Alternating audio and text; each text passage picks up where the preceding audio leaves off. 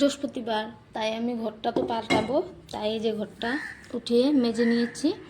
আর দেখো আসন, ঠাকুরের আসন পুরো পরিষ্কার করে নিয়েছি। এখন দেবো পূজা, পূজা তো দেইনি।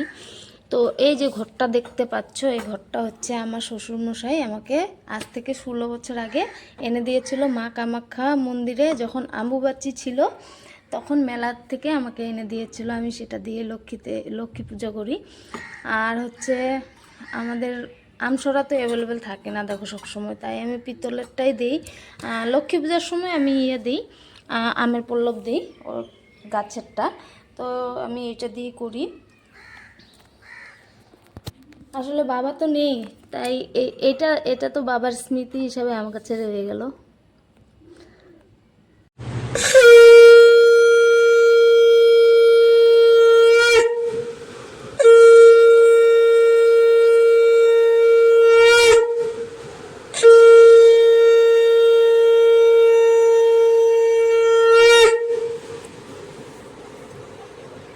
পুজো কমপ্লিট। পুজোর সময় ক্যামেরা করলে আমার পুজোতে মন বসে না, তাই আমি পুজোর সময় ক্যামেরা করি না। আর ভিডিওটা কেমন লাগলো অবশ্যই কমেন্টে জানিও। টাটা।